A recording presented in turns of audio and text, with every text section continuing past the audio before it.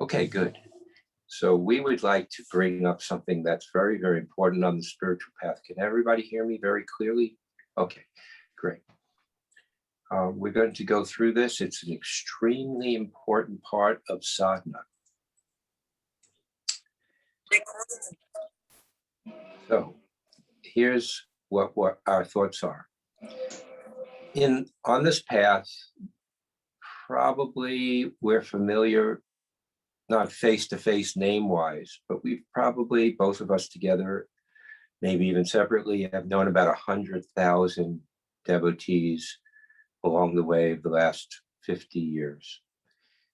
And people who were not only Swami's devotees, but devotees of God in different names and forms and formless. And at this stage, out of those 100,000 people that we've encountered, we could probably count on our hands and fingers of our fingers of our hands and probably our toes. There's probably about 20 people left who are really serious and still gung-ho for God, as we would say.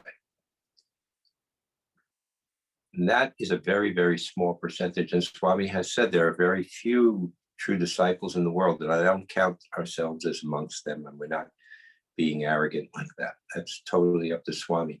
But amongst the people who have succeeded at the sadhana of spiritual practice and meditation, there are even fewer who reach the goal.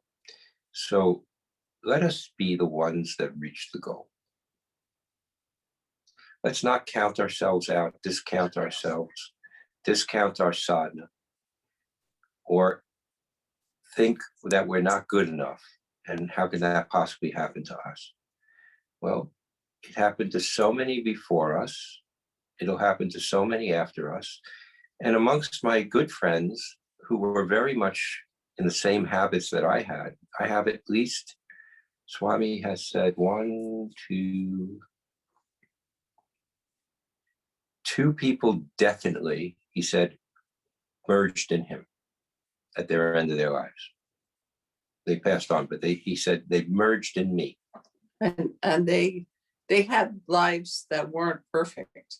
You know, they had times when they went through very, very rough times and came out better. And Swami, you know, and when this one particular person passed on, Swami said that he had merged with him. And there's a few other people that are older than us that passed on that I'm pretty sure they were thinking of Swami when they died. And they merged in him. So if you just have a habit of thinking God's name in any form, or thinking of Swami or formless, and you make that habit constantly, as constant as you can remember, not constantly, it's not possible as a human being to think about the name and form all the time. So as much as possible.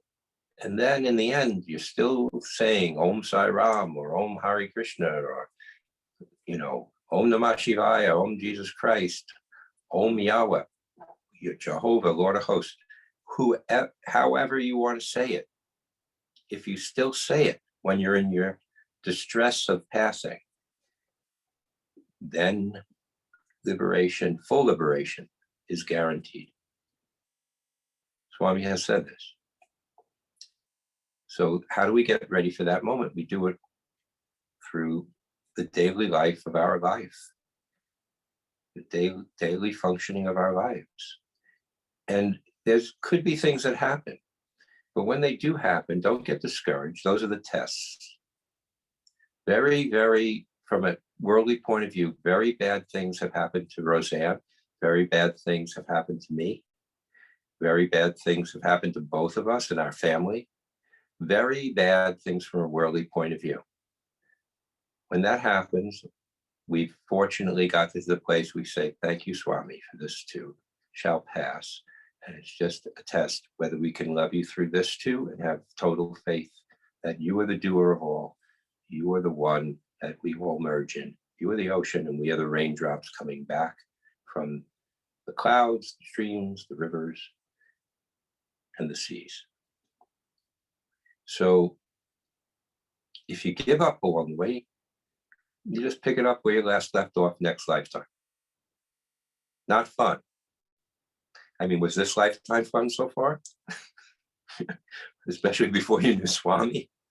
I mean, if you did, maybe some of you were born into a Sai family. You're very fortunate. You could only be born into a Sai family if your sadhana has been extremely sincere in past lifetimes. But for me, I was born into a fishmonger's family in Brooklyn. I obviously didn't have extremely sincere sadhana in my past lifetime. And for Roseanne, she was born into a butcher's family. So between the two of us, we had all the meat and fish covered. Actually, my father didn't go into that business. He went into electricity. So now I'm vegan, and Roseanne's been vegetarian, and we've been that way since 1970s, mid-70s. So don't give up, no matter what. Carry on. Perseverance furthers. Patience, perseverance, persistence, that's all that we need. If we have faith, maintain it. It will become reality. Faith is only as good as it is until we know reality. Once we know reality, we don't need faith. That's what Swami says about self-confidence, the confidence in the self, in that we are God and that God is with us always and we're one with God. And that's something that he says to keep telling ourselves until we have that foundation of utter confidence in God and our self being one. So in 1984, at birthday, Swami gave an affirmation. He called it a Mahavakya. Of course, you all know what a Mahavakya is because most of you speak Sanskrit, but it was new to me, and it means the great mantra, the most important thing to say to oneself. And he gave it, Mahavakya. So, and this is it. And he said, say it every single day. I'm completely brainwashed. I've been saying it since I heard it in 1985 or 86, but he gave it in 1984. And it's this, and look it up. You can find it if you don't know it already. But I say it every single day. I am totally brainwashed. My brain can't even function anymore in terms of mental, earthly things. It doesn't do it. It won't do it. It just doesn't. So this is what cleaned it out. I am God. I am not different from God. When you say it, you got to believe it. You can't say, I am God. I am not different from God. Yeah, that's not going to work. Maybe at the beginning, but eventually you have to say it. You mean it. I am God. I am not different from God. I am the indivisible, supreme, absolute. Sat, Chit, Ananda. Truth, consciousness, bliss. Grief and anxiety can never affect me. I am ever content. Fear cannot enter me. I am God. I am not different from God. This is an affirmation that cleans out the brain. Swami said he's the Mahadobi. He's the laundry man that cleans us all out, washes us clean. This is a very potent detergent. I am God. I am not different from God. It's up to us.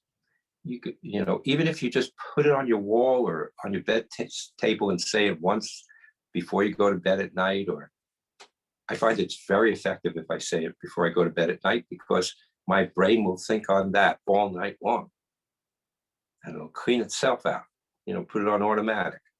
Then I say it when I get up in the morning so that it's reinforced in my brain. And I say it 3 times. I don't just say it once. I make it a loop tape. I am God. I'm not different from God. I am the indivisible, supreme, absolute, such and none, truth, consciousness, bliss, grief, and anxiety can never affect me. I am ever content. Fear cannot enter me. I am God. I am not different from God.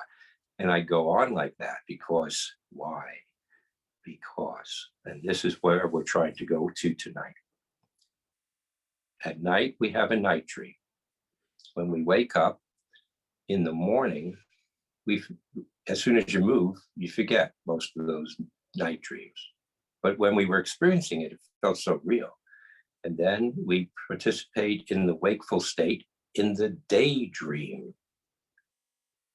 Now, you might think it's not a daydream because everybody experiences it. And so many objectively experience it. We have objective, factual science.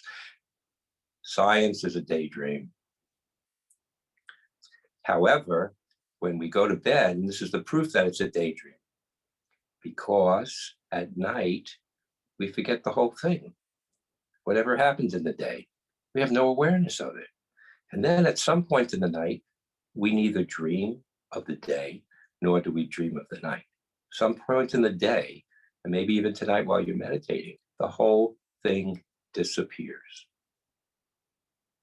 We close our eyes and the whole thing dissolves. We're not aware of even the mind or the body.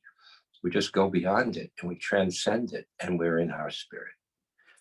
Kathy Dobb gave a talk for our region for Aradhana Day a couple of weeks ago, and she's in an interview with Swami, and she said, because people were having dreams of him, and she said, "Oh, Swami, can I have more dreams with you?" And he said, "This is a dream." This, that's what we have to convince ourselves, that this is just as unreal as when we dream at night when we're asleep. It's no more real. Why isn't it any more real than the night dream? This is why. This moment. Now you're remembering, I said this moment. Now this moment. Anything that passes is not real. Anything that changes is not real. The reality is the indivisible, supreme, absolute, truth, consciousness, bliss, Satchitananda. However, even saying that is not as real as the source of that. The source of that thought, the source of Om. You might think, oh, that's so esoteric, that's so metaphysical, I just can't grasp it, I'm not there yet. Well, think about this one. Swami himself reminded us all the time, and he would make us say it at times.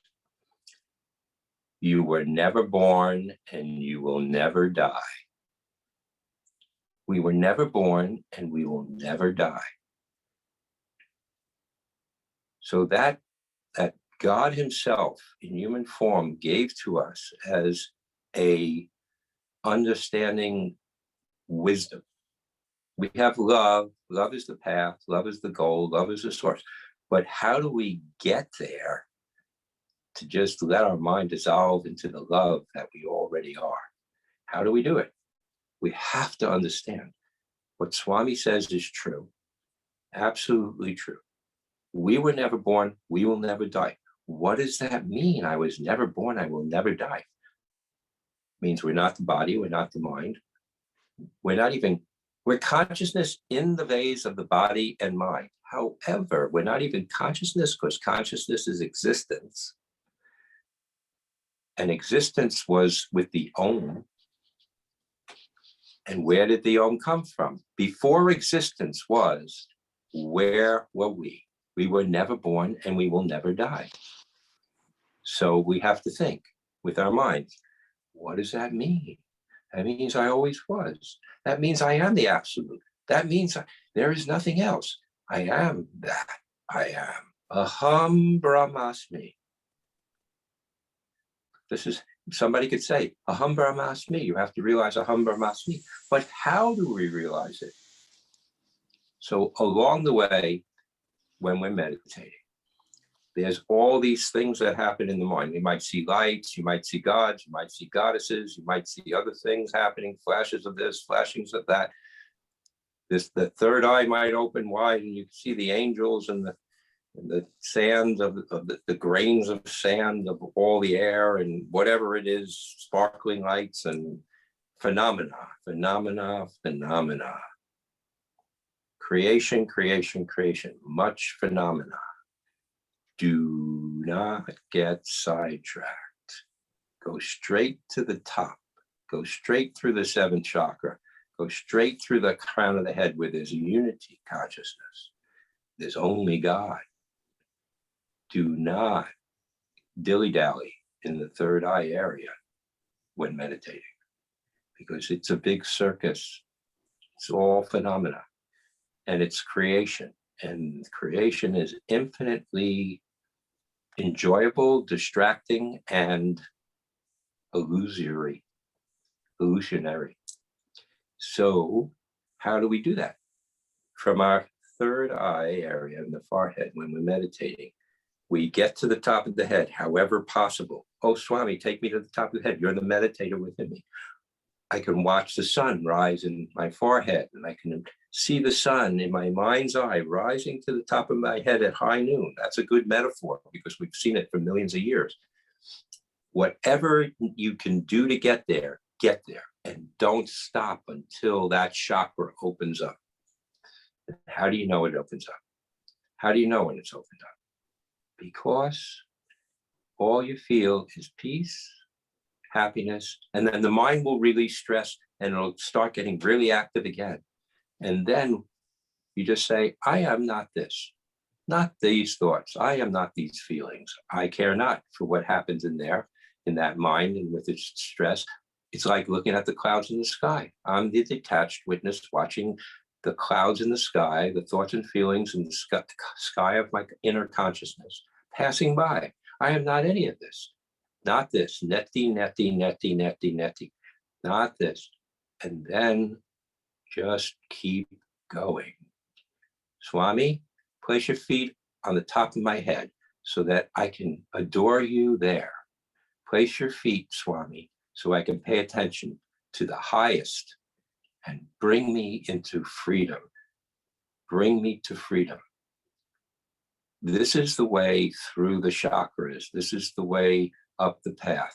Do not get distracted by the phenomena, nor do we get discouraged by them. We keep going no matter what. Swami put it this way often.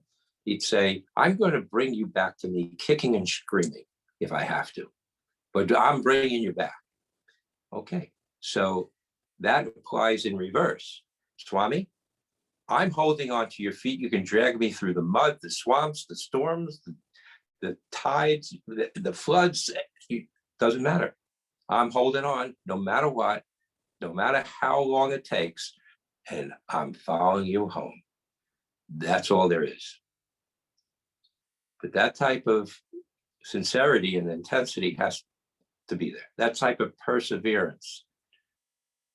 Dr. Hislop, Jack Hislop, was the president of the United States Side to Side organization back in the 75 till about 1990, somewhere in there. And also the president of the Side to Side International Organization, along with Michael Goldstein for a while. And one thing he said to Swami, he asked this question, that's in one of his books that he's written. He no longer is on the planet. Well, he is back on the planet, actually. He's the father of Prema Sai Baba. But the fact of the matter is, Jack asked Swami, well, you know, Swami, everybody's practicing spiritual practice. They love you so much. They would even give their lives for you. But in fact, there are very few people who have become fully enlightened. And how come? When you're always saying love all, serve all, this is the way to God, and unity, oneness of love and oneness of God, that's all there is, no duality. How come? Your teachings are there for 40 something years at the time. And why? And Swami said, it's just a matter of intensity. If a person wants it badly enough and is intense badly enough, in a twinkling of an eye, it'll be there. But they don't. They don't. They don't try hard enough. They don't get intense enough. And then Ramakrishna, of course, you know the story. Vivekananda asked him, what does it take to know God? And I think Ramakrishna held his head underwater for a while, or he just said, I'm not sure if he actually did that, where he said, when your head is underwater and you can't breathe anymore, and you want that last breath of air, and you're gasping for air, you can't do it anymore, you're about to pass out, and you want that last breath of air as badly as life itself. That's, if you have that intensity of wanting God, you'll be liberated in a second. That's what it takes. Swami actually didn't say it takes that type of intensity. He said it just takes intensity. He didn't say the last gasp of air, you're going to die if you don't have one. He didn't say it like that. Because he says, take one step towards me and I'll take 100 towards you. So we have that incredible grace of Swami that he can just give us amazing experiences spiritually, just in his own will. So this is the thing. If you say Om Shri Sai Ram or Om Sai Ram and mean it once, and all of you have said it and meant it once, Swami said this, you're already liberated. He said this. But that's the first stage of liberation. And it's just knowing you're not the mind and body. It's kind of like kindergarten liberation. Second stage liberation. You know that everything's God. You just know it intuitively. And you can even maybe see the glow of the energy coming out of everything, which is the glow of consciousness. Maybe you can even see that. Some people, they can't see it because their third eye isn't open, and the third eye is an extra little added gift that you get on the way to liberation. Not necessarily necessary for liberation. The fact is, maybe you see that. You know everything's God, but you're not connecting the dots. Sometimes you think, oh, I'm God, but my neighbor isn't God, because the way they're behaving today, that wouldn't be godly. Or you think, that hurricane that hit Florida, that wasn't God's doing, that was something else. Swami said, every blade of the grass that blows in the wind blows exactly the way that I decide and will it to blow. What isn't God's will? Everything. We don't know from a human point of view what's good, what's bad, why is it happening? So then third level of liberation, real liberation, what people call Sadguru, Satguru, the truth, teacher of the absolute. Many people have been in that state. Many great yogis, saints, and others, sages, Ramakrishna, Ramana Maharshi, many of them, they know. They're in the state of aham brahmasmi. They know, they connected the dots. Everything's just oneness of love, oneness of God. That's third stage of liberation. But if you're in that state, you can only live 21 days. Unless you decide, this is the decision you have to make, I'm living for God and helping all others on earth. Then God, this is the fourth stage of liberation. When you live for the God within all beings and you're in the state of aham brahmasmi. And we've personally known a few people like that in this lifetime, but most of them have passed on. But the fact of the matter is, Swami is not that, in that state. He was God himself in human form. Our teacher was God himself in human form. He never went through states of consciousness like this. God himself in human form. And when he was 14, his neurological system, his nervous system was able to maintain and contain that whole awareness fully and completely. And we are so lucky that we know the beautiful Sai Baba. And he was so broad and universal that he said, all names are mine, all forms are mine, worship me in any name, any form. He wasn't stuck on one. He wouldn't be God in human form if he was stuck on one and only worship me. I mean, that would be ridiculous. All names, all forms. What does that really mean? Each and every one of you are already God. All names, all forms. He didn't say, oh, only the gods and goddesses in the heavens names and forms. He never said that. He said all names, all forms, everyone, everywhere, everything is mine, is me. You got to flip the mind upside down and believe that this is true. And then there's huge tests now. I'm sure everybody here has somebody in India that they're worried about, or in America. My father passed on from COVID, and my uncle last year. And how does one cope with that? All the worries, and letting go. And so it's something that is part of meditation. It's part of a spiritual life. There's, as I think Aurobindo said it, there's not, spiritual people don't have different lives than other people. We have the same things happen to us, but the way we look at it is different. And so when we have that firm belief that all names and all forms, everyone is God, it's hard to watch the suffering of say, our father. But by the grace of Sai Baba, his suffering was lessened, and I know that he's fine now. I can feel him. And so, even that, like the way Krishna says, there's not, you're mourning to Arjuna, you're mourning for bodies that they just come and go, and they're always in me.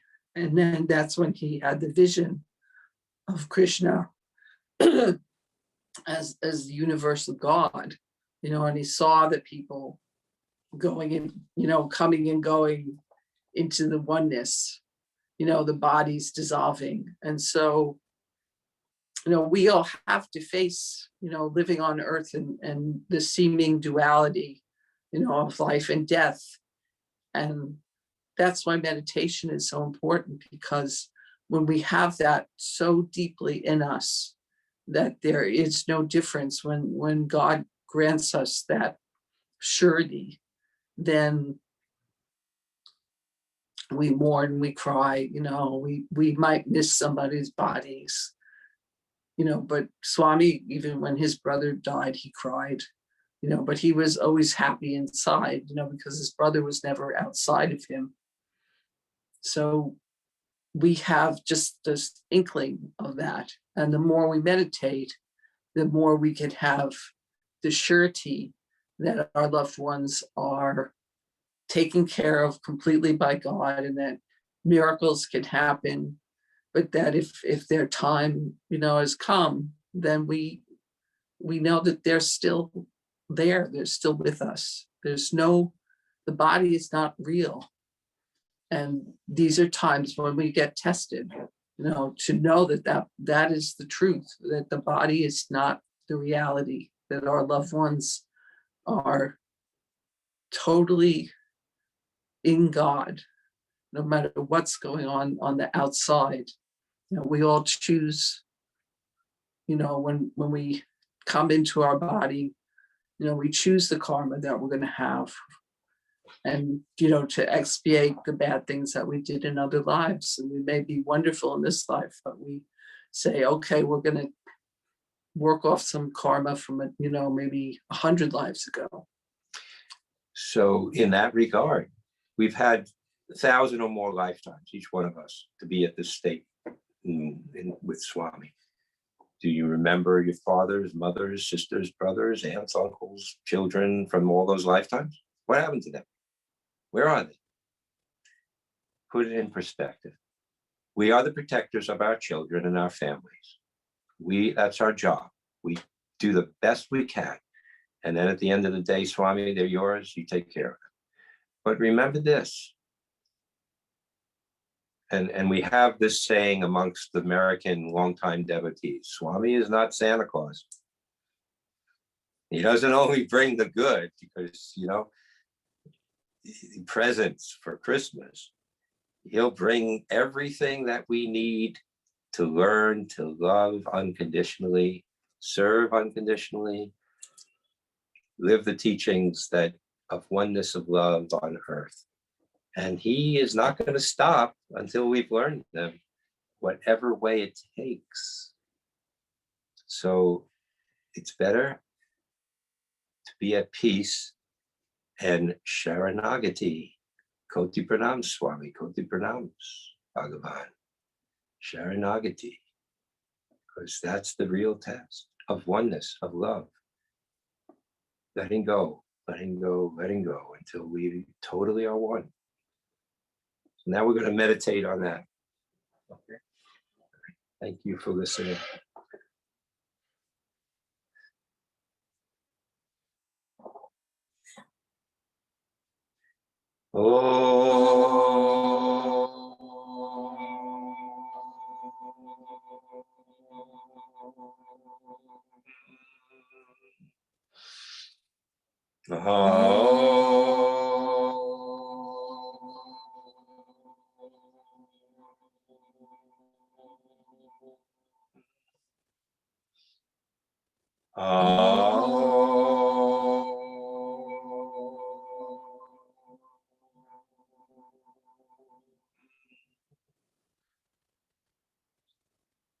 Take in breath of God. Fill your lungs. Hold it a second and breathe out. Breathe in deeply. Check your posture. Make sure you're sitting straight, head erect.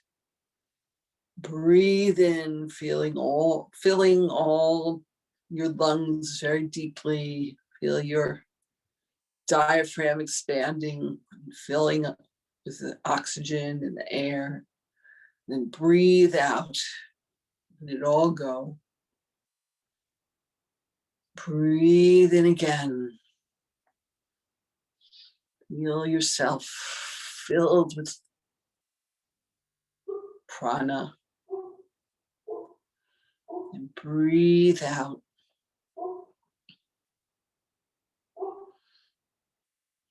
Breathe in and hear the sound. So breathe out. Hum. Breathe in. So breathe out. Hum.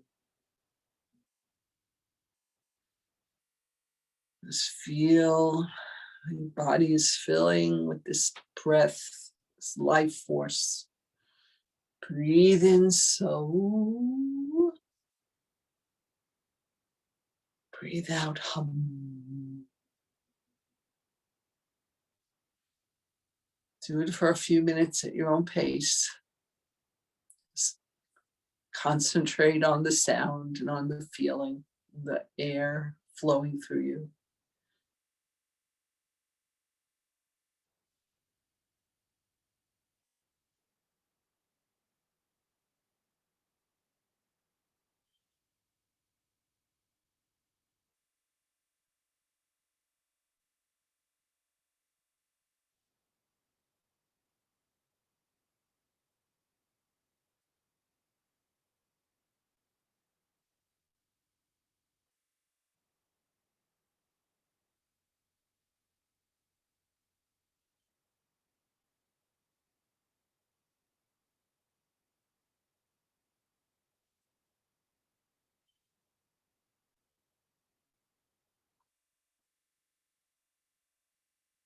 If your mind wanders, bring it back gently, without effort, back to the breath.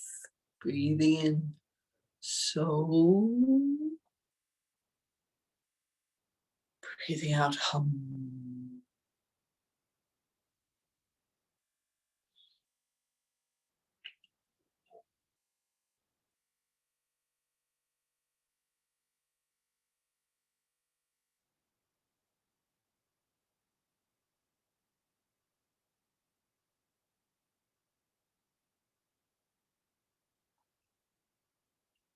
Now with this concentration, go into also contemplation. So feel like with the breath, as you're saying, so I am that.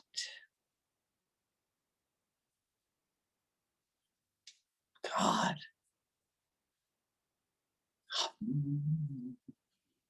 Breathing in so. Breathing out. I am that. And with this feeling of divinity that comes, feel like light is coming into you as you're breathing in.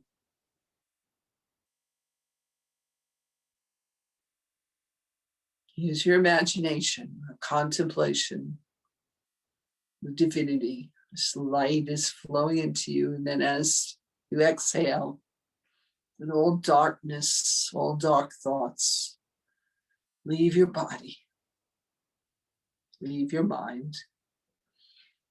Breathe in so.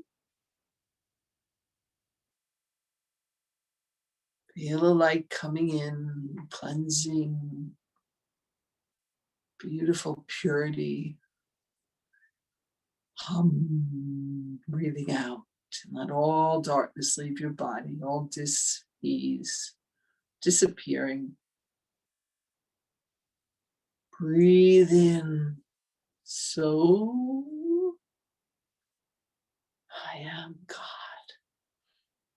Feel the light that shines within that feeling, that thought.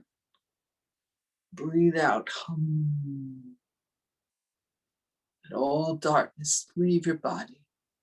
Feeling relaxed. Every muscle is relaxed. Breathe in. So. Breathe out. Any thoughts come, worries of the day, just see them in this light.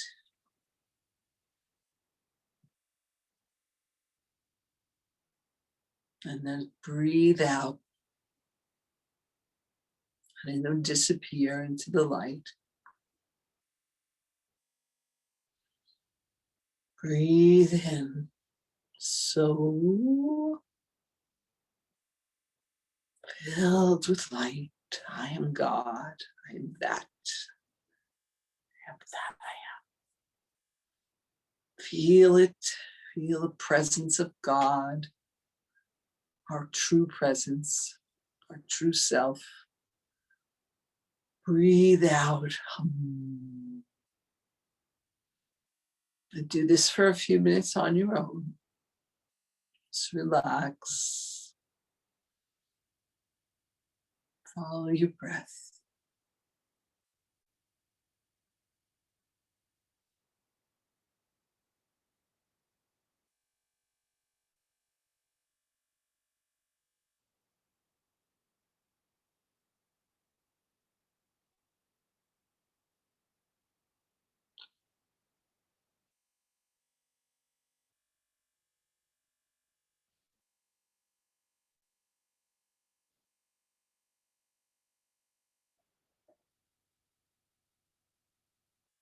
Any thoughts or worries come in while you're breathing, put it in Baba's hands, his loving hands, his compassionate hands.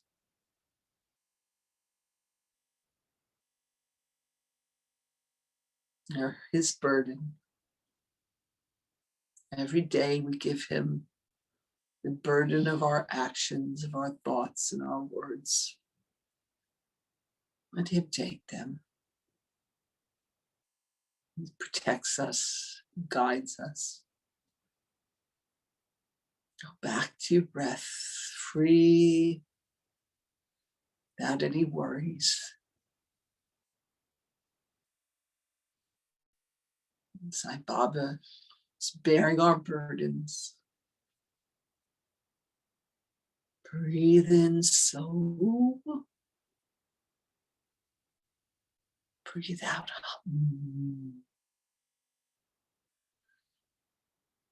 Breathe in so.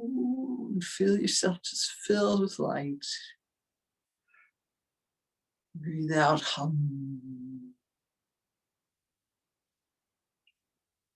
Now again, go inside. Do it on your own for a few more minutes.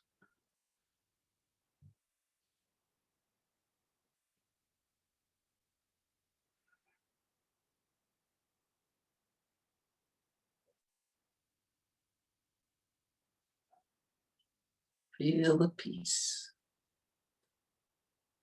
And Baba has taken on all our burdens every day.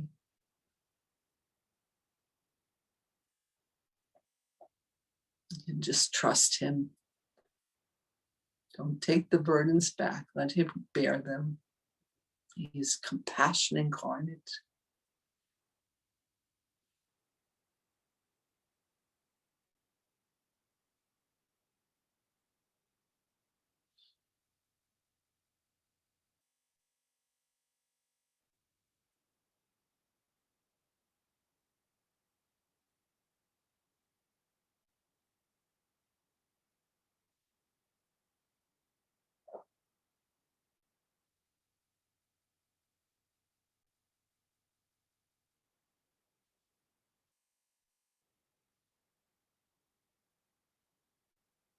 Let this peace just penetrate deep into every cell.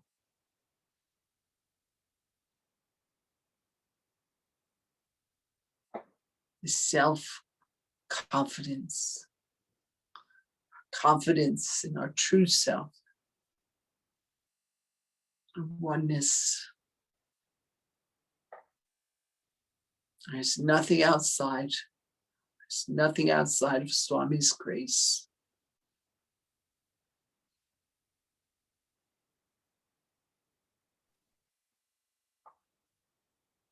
Just breathe in so. Breathe out hum.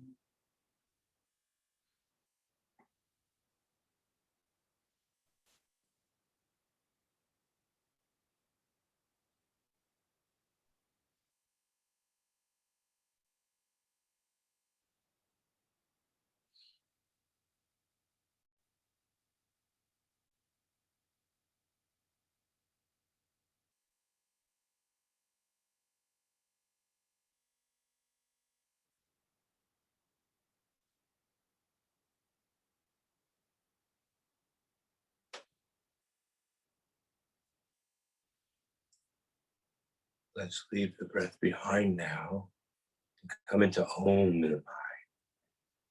Go beyond the body, beyond the senses. Let Om lead us home. And imagine in the mind's eye there's this light of love symbolized by a candle flame, or if you prefer, a miniature sun in the forehead. Let it grow in intensity as you follow the Om in your mind. This is a visualization, first imagination, then gradually what we imagine can become reality. Om in the mind is one fence posts, one fence along the path home. The other fence on the other side of the path is the visualization of light, the feeling of peace, feeling of love. That these two fences in the mind keep us on the path of inner progress and awareness of who we really are. Om. I am. In this context, it means I am existence, consciousness, bliss. Satchit Ananda. Om.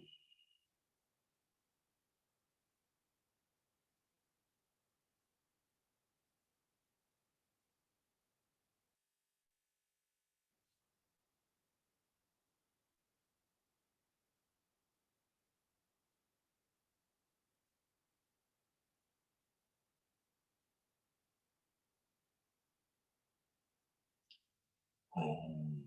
I am. No labels necessary. Just I am.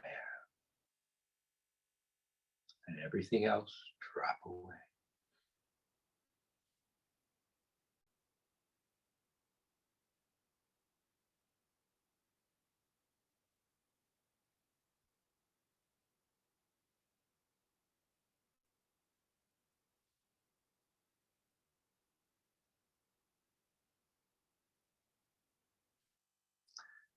Now let's let this miniature sun or candle flame descend into the heart center and light the lamp of love within the heart as it opens up like a 12-petaled lotus or any other flower of your choosing in the sunlight of your inner peace,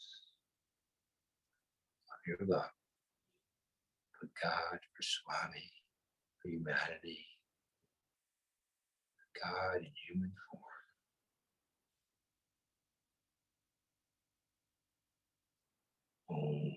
Keeping the Om in the mind. Let that light of love expand in the heart center. You can't see it or imagine it. It's difficult. Just go with the feeling of peace. It's the same thing. Peace always leads to love. Go deep enough. Peace always leads to love.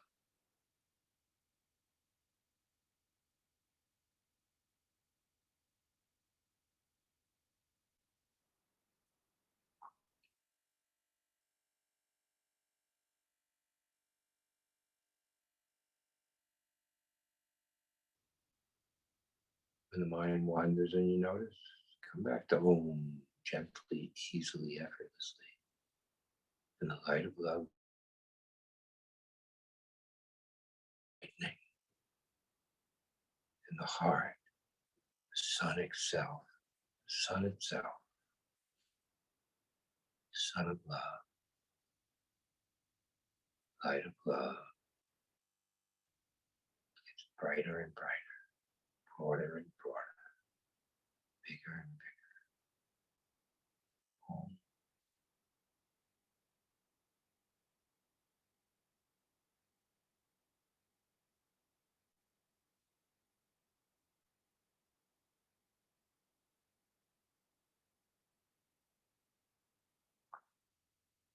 Let everything else go.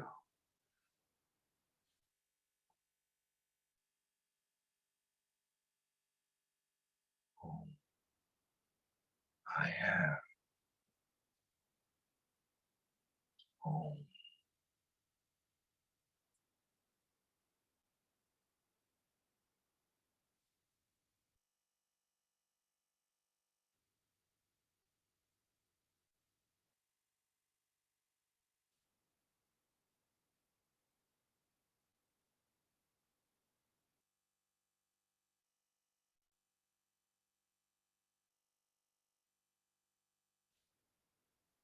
You're not trying to be liberated. You already are. We were never born and we will never die. We're just letting the clouds dissipate to reveal the inner light of the sun, the love, peace. You don't have to actually see it. You can just feel it. I am.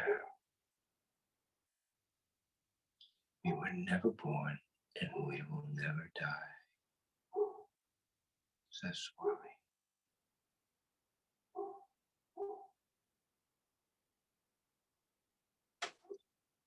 Om.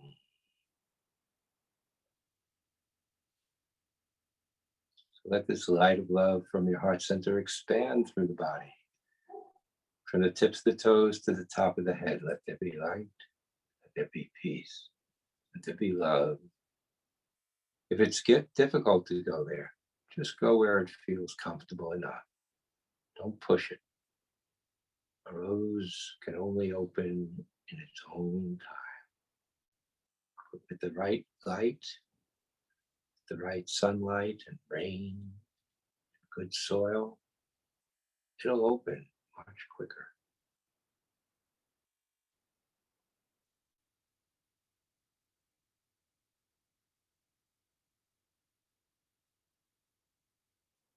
Om, I am that I am.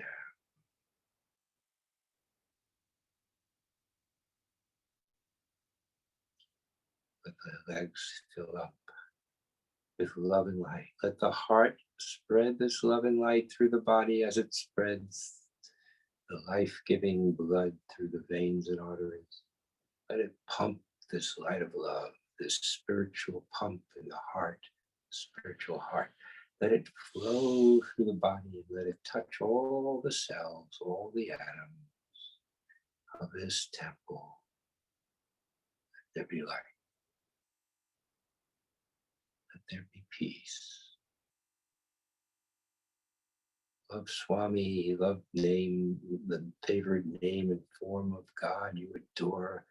Love them more and more and more. Let it expand and consume all else. All.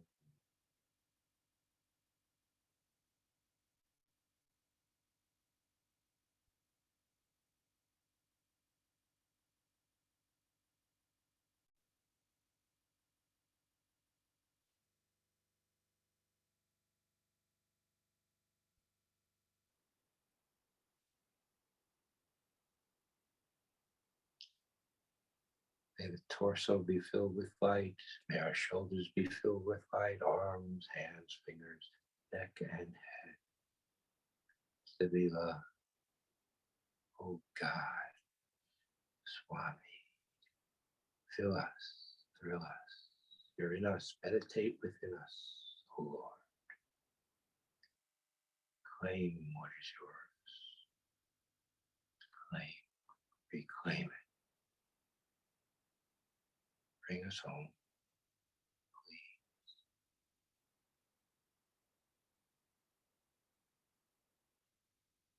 Right now, bring us home. Let everything else go. Home, I am. Bring us home right now, please.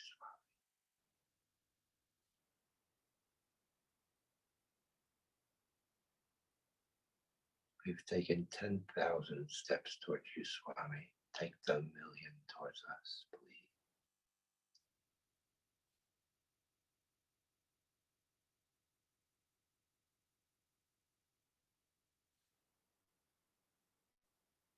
Home.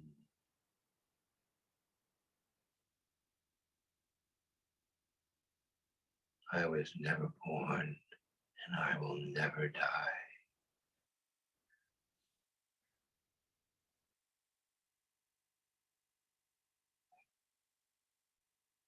To the top of the head, watch the sun rise in the forehead. As the brain and the senses be purified by this light of love, and the Om within the mind, that sunrise, the forehead.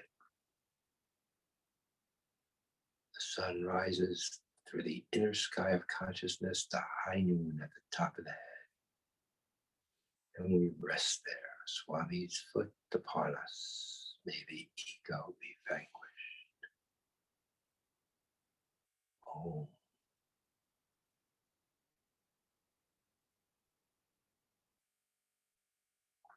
let it all go. Let it all go except for the Om, light of love, and Swami's foot on top of her head. Om.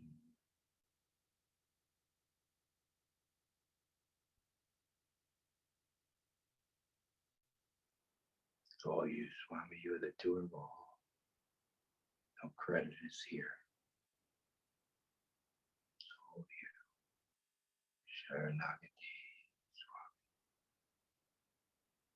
Sharanagati, Bhagavan.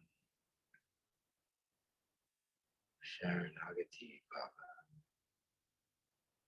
Sharanagati. Om.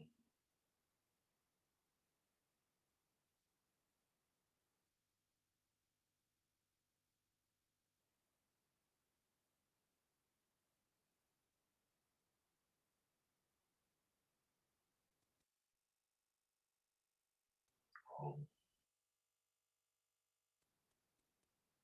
Don't give up. Don't be tired. The yogis, when they're tired, they take deep breaths. They hold the last breath and they blow it through the top of their head when they let it out. Don't go unconscious. You're not the body.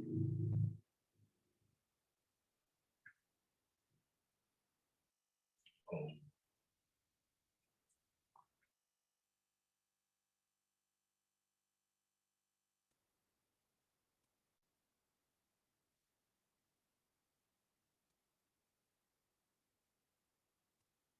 Now, if you like, ask Swami to open up the gates at the top of the head and let the love out, flowing all around you like a fountain of light, fountain of love, fountain of peace.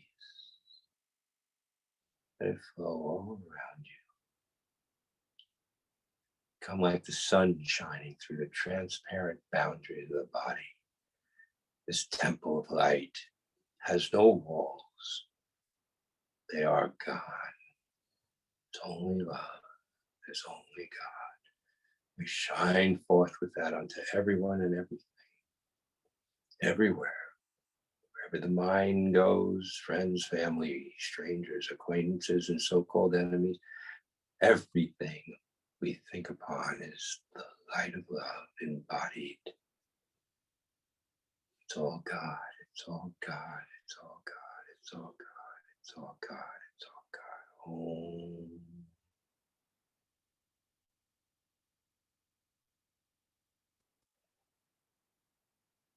Oh, Swami, thank you. We adore you. Form and formless, we adore you. Thank you, Swami. Thank you. It's all God. Brahmasmi.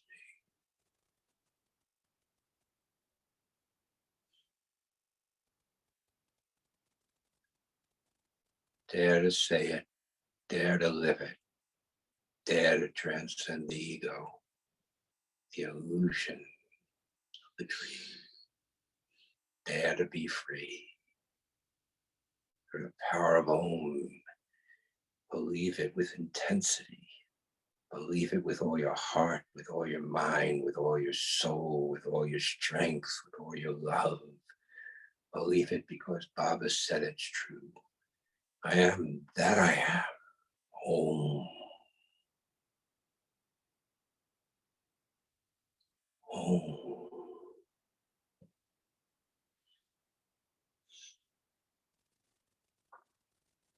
Dare to believe it. Dare to live it. Dare to be it. Be free. Om.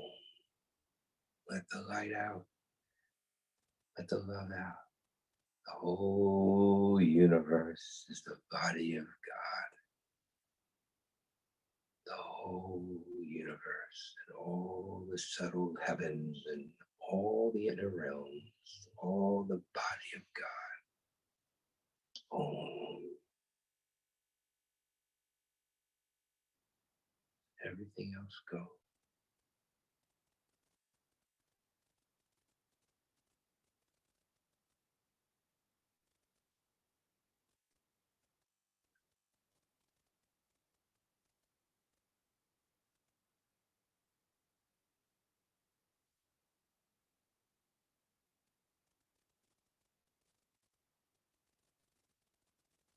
Om. I am.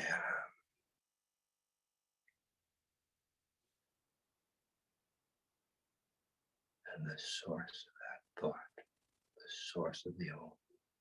I am that I am.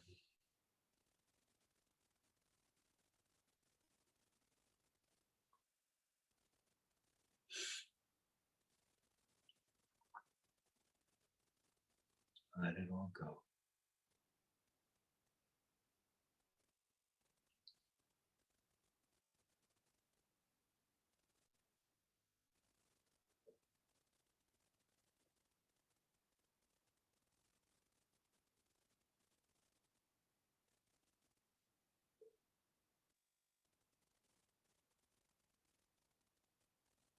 Om.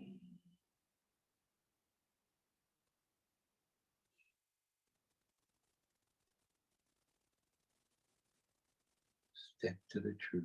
No matter what the mind does, come back to truth like a laser beam locked on target. Come back to truth. No matter what the mind does, doesn't matter. Clouds in the sky passing by. That's all it is. The shadow of the ego. I am not that.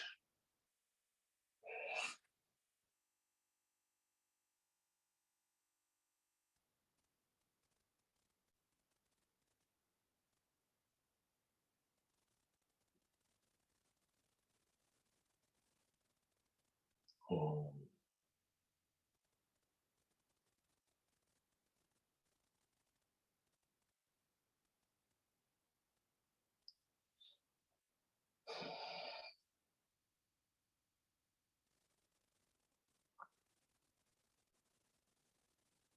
Raindrops are returning to the ocean.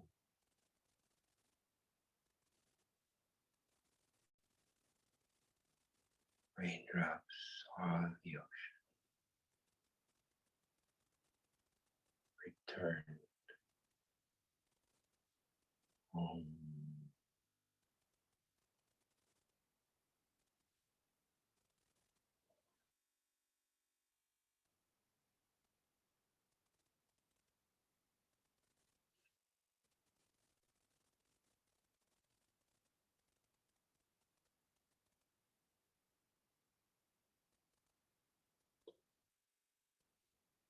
I am that I am, the source of Shiva Shakti. Home, one with my Lord.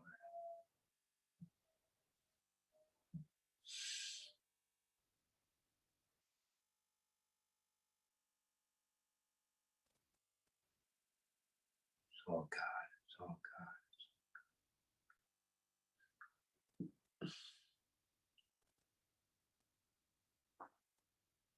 Keep letting go into that.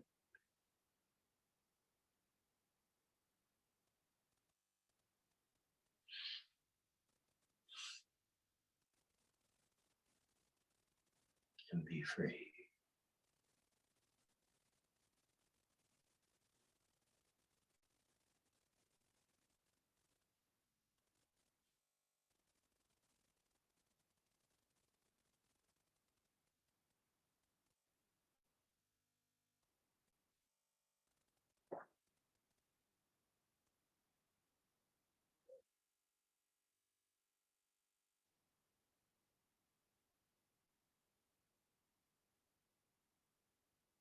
Home.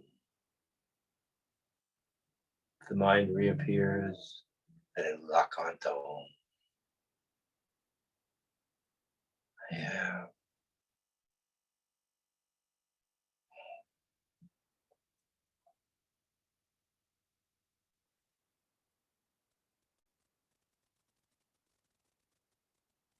We were never born and we will never die.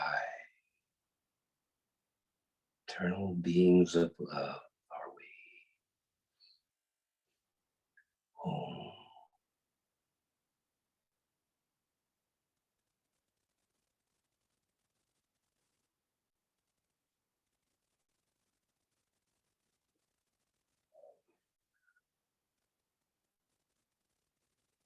Mommy. Take our hands and bring us home. Please.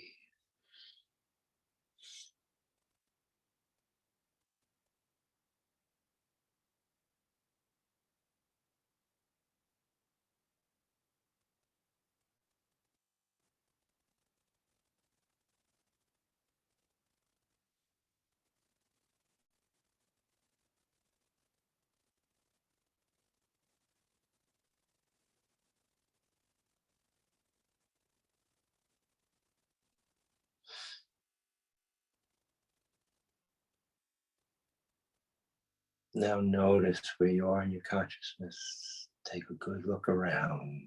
Don't be unconscious of your personal consciousness and the experience of truth within you, love within you. Be aware of where you are and whatever level of awareness there is. That is the perfect level this moment. That is just perfect. Everything about it, all of life, brings us to this moment of perfection, and it was all perfect to begin with, just exactly as God willed it. This moment as well. The past, the day only lives in our mind, doesn't live in the moment.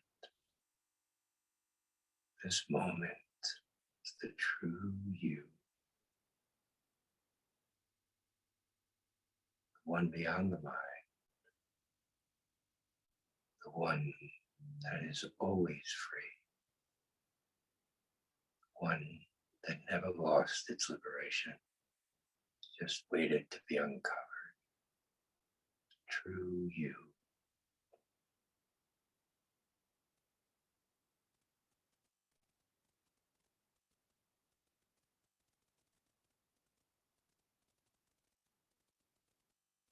Step closer to the self that is aware of the dream state of sleep, the dream state of waking, the dream state of deep sleep or deep sleep itself.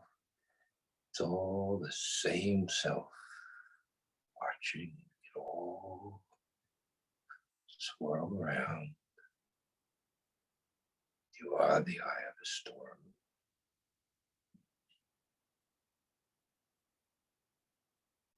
Eternally free.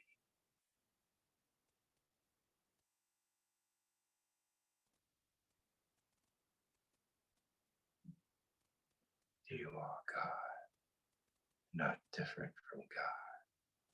The absolute, unmanifest truth of love. We are that, says Swami. Om.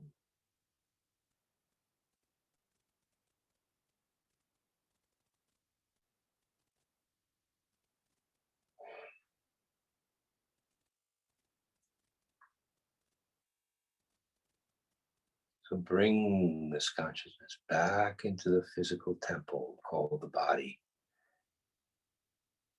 Bring it back into the awareness without opening the eyes. Come down very, very carefully, very slowly. Don't leave that consciousness somewhere out there. It's only good if you live it, use it, love in action. Because that's all there really is.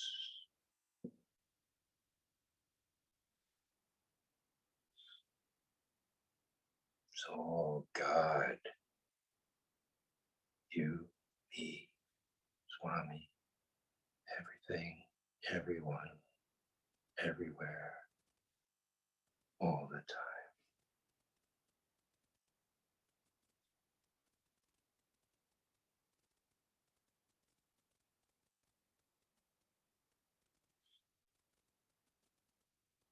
All.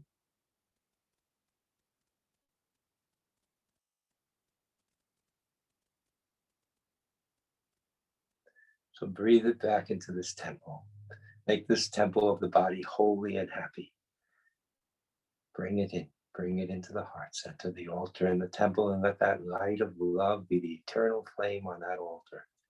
Throughout the day, throughout the night, throughout the week, throughout the month, through thick and thin, storm and fair weather. Doesn't matter. It's all God. Just all love. That's all there is. So bring it back in. Breathe it down into the body. Feel the soles of your feet. Feel like the whole of that energy just soaks and saturates this temple of the body right down to the soles of the feet. And even through the soles of the feet into the Mother Earth that gave this body substance. This body was born of the earth, the soul, born of God, Father, Mother, God. Eternal oneness.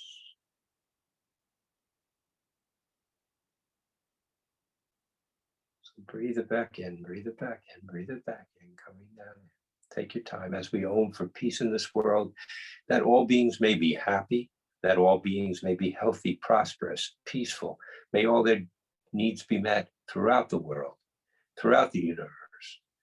And may all their dreams, their good dreams, come true.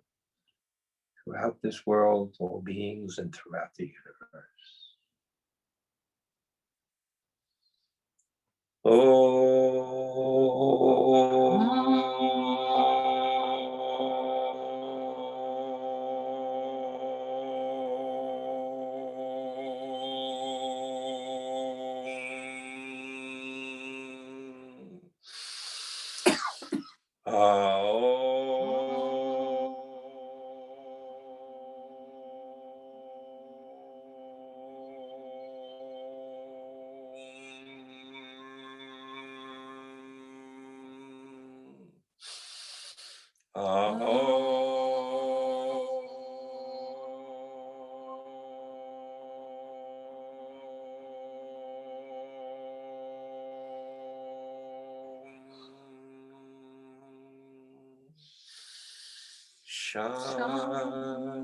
Shanti, Shanti, Shanti.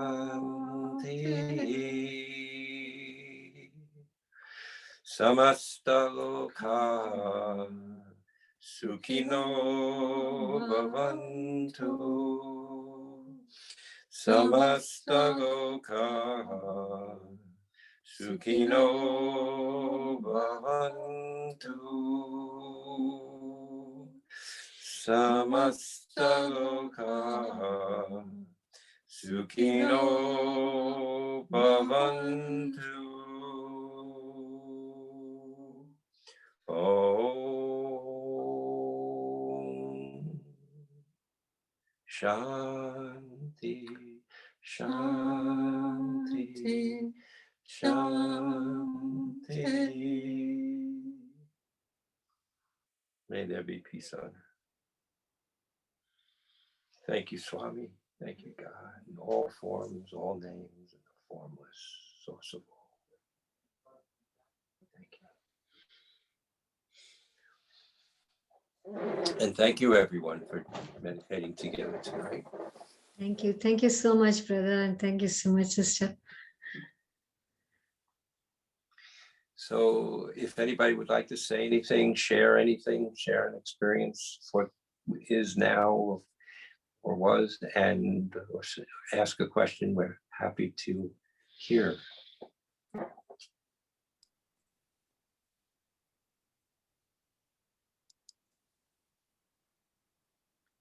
I have a sharing.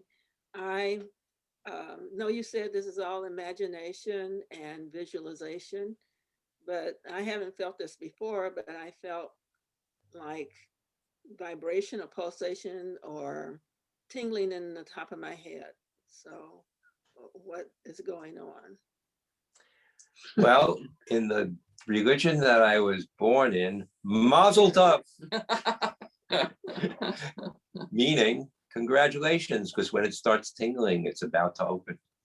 That's the beginning. That's your Kundalini. That's the Top of the head. Top of the head, that seventh chakra. Swami asked, Hislop said, "Oh, the chakra is true?" And he went, no. Complete illusion, imagination. Yes, and so is everything else. And when asked, Swami said, this somebody, how could you possibly say the chakras aren't true, Swami? We all know that the Kundalini rises through the chakras and the Eden, the Pingala, and the Sushumna, and all that. He said, if I would have told Hislop that, he would have explored it for the rest of his life. Found out every little nuance about it. And what a big waste of time. Just love me in every being, serve me in every being, love me in everything, love all, serve all, hurt never, help ever. You don't have to know about the Kundalini, the chakras, but that is the seventh chakra vibrating, Right. which is It's oneness with God. out to open. Very good. Very good. Connection. Keep focusing on that, ultimately getting to it in meditation, focusing on that. Sooner or later, it will just open up like the gates of heaven. And also that in your life, you'll find that that'll create circumstances to become more loving and more detached from the things that are not real. So the more we become loving and more detached, then the more that'll open, because we're attached only to God. All right, thank you. Thank you. Anybody else?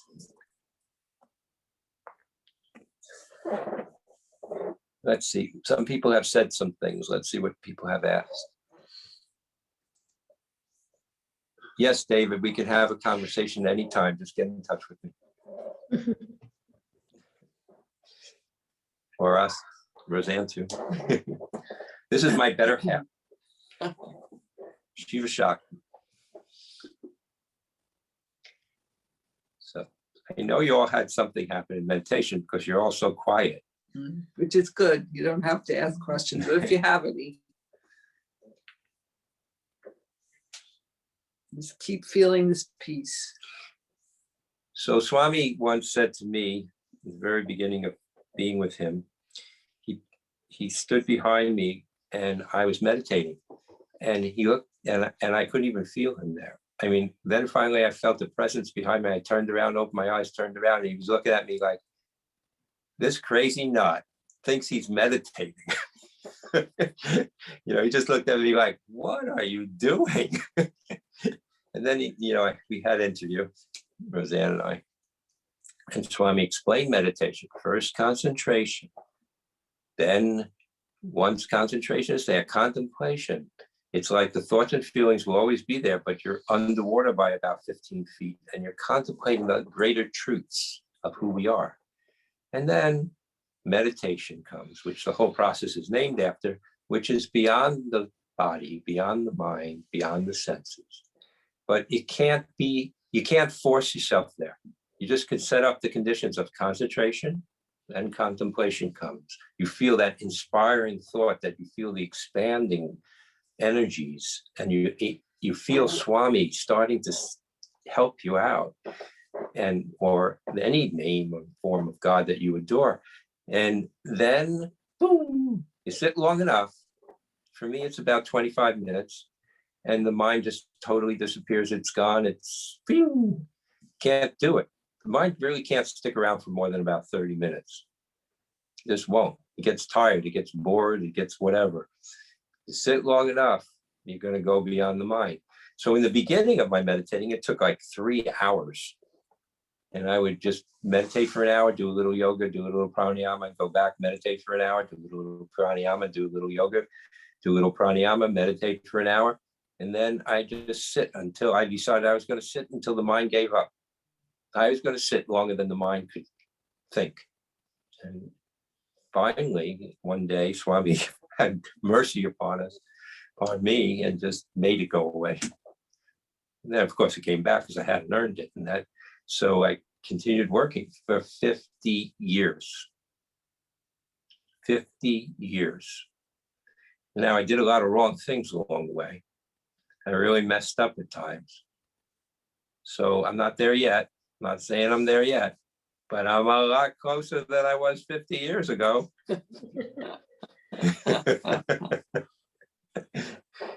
So everybody, persistence, perseverance, patience, love.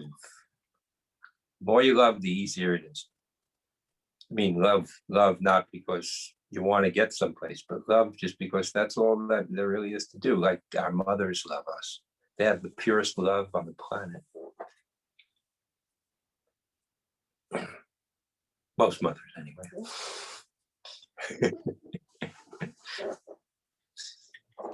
Anybody else want to say anything, share anything, ask a question? We have about 6 more minutes. Sairam, brother, as I was sitting, I could feel the vibrations as you were asking us to feel. But then after a while, I found myself moving to the right and just shifting there. And then I had to pull myself back to sit straight again. And then remember, oh yeah, you're supposed to sit with our back straight and all that. But then it without my knowledge that it was moving to the right and shifting. And Mhm. I still feel some are odd over there, but the head is all tingling. It just Okay, so this is what's happening. So the nadis, the nadis that are the subtle nervous system, the acupuncture meridians, and in Chinese they call them acupuncture meridians, they're called nadis in yoga. These subtle channels of spiritual energy throughout our body and the pranic energies throughout our body have to be cleared out. The subconscious exists in those channels. The subconscious stuff that we hold on to, are afraid of, letting go of, or the things, our fears, our experiences that we don't want to have anymore, the traumas, all those things are stuck in our subconscious. And our subconscious gets cleared out when we're meditating. So as it gets cleared out, sometimes one channel's more clear than another channel. The left side can be more clear than the right side. All sorts of things can happen. That's why we do yoga. That's the Kundalini is that, the snaking up of the two, the Sushumna and the Ida and the Pingala the snake Ida through and the like this, Pingala, through the Sushumna. But that's more vigorous. But Swami's made it for all of us very calm because he Right. watches over all of us. But your energies can get a little uneven in that process of cleansing. right. So that's why, yoga postures help balance that. It was specifically designed for that, not modern yoga. Modern yoga is silly. For God's sakes, hot yoga, what are you kidding me? What kind of person thought that one up? But the fact is, yoga was meant to be done calmly and slowly and with the breath, so that all these meridians get stretched out, and it's easier in meditation. That's why the yogis made hatha yoga. They were sitting for so long, their bodies got very difficult to walk around in. It was very stiff and awkward. So they made hatha yoga so that everything gets balanced and it's easier. So hatha yoga is a very, very good thing to be doing, even if it's just a few minutes every day, a few sun worships or, Suryasana or anything like that. And that helps a lot. okay. But there are people that I've been with meditating, their shoulders going like this, they're bouncing up and down. They're like, because they haven't worked on their subconscious purification processes. That's why Swami gave the five values, because first, live love, live peace, live truth, live nonviolence, and live dharma, right action. Then the subconscious is cleared out. And by the time you sit to meditate, it's much easier. And, yogis, God, what the yogis go through that don't have a teacher, a real teacher of the absolute like we have, or aren't in connection with God, and they just can't get it, but they've renounced the world. What they go through, so much suffering, so much difficulty. I've known many of them, and oh my God, they just didn't know anyone who was in human form, perfect, already liberated. We do. We have it much easier. Yeah. Anybody else like to share anything?